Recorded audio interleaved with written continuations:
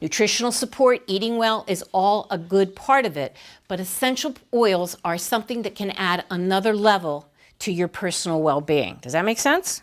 Okay. So most of us, though, when we hear that, if I talk to my husband about essential oils, all he's going to think about is, it smells good, right? You get little wax things and you melt them and it gives off an aroma. You buy things and you spray them. You've got things that you plug into the outlets. They all give off an aroma and it makes things smell nice. So that's kind of what most people think of essential oils. However, they actually have been found dating back to 3500 BC. That's how long they've been around. And at those times, in biblical times, they were used mainly as form of not only perfuming, but also for medicine and medicinal purposes. Modern day tends to cloak it as a new term called fragrance pharmacopoeia.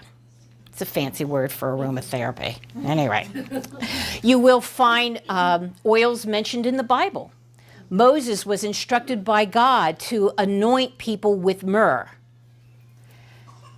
One of the things about myrrh was it was one of the oils that allowed the Israelites to withstand the plagues.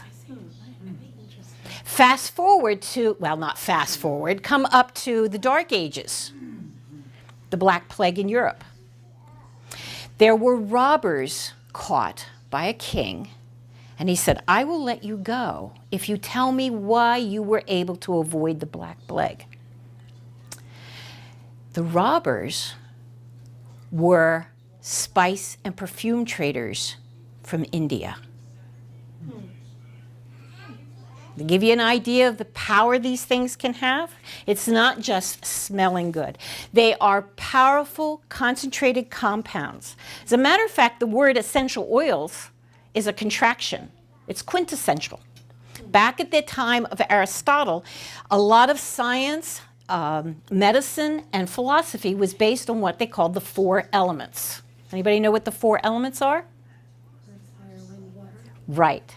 The 5th element was spirit, life force. So extracting the life force from the plant is what we're talking about with essential oils.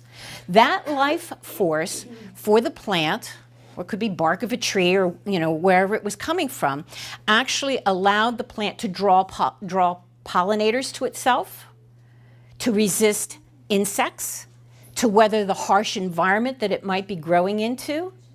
That's what is the essence of essential oils.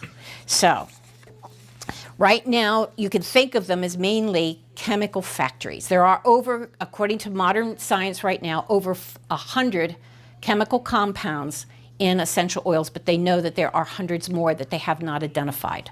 They all have unique properties. They all have unique benefits to yourself. The interesting thing about them is they're non-invasive. As far as they know, they can enter the body and exit the body very efficiently. They can stay in a healthy body for 3 to 4 hours, an obese or unhealthy body probably up to about 14, and they leave no toxins. That's the interesting thing about essential oils. Essential oils actually aren't even oils, but that's what we call them. There are about 6 ways to extract essential oils, but the 3 that are most common is called distillation, steam. If you've ever seen pictures of moonshine stills, that's kind of what essential oils are generated from. They push steam through the plant, and then they are able to extract the oils, the life force, and collect it. The other methods are mechanical extraction or expression. If you've peeled a lemon or an orange and you squeezed it and you get that little spurt of something, that's an essential oil.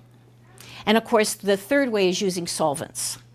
Now, the interesting thing is if you go out to the stores, health food stores, grocery stores, I've found them, there's a lot of places. There are several direct sales companies that do essential oils, and you'll hear the term therapeutic grade, or grade A, B, C, and D.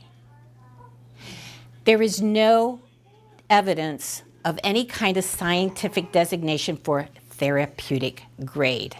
It is actually a trademark marketing term by one of the direct sales companies. So how do you decide what to buy?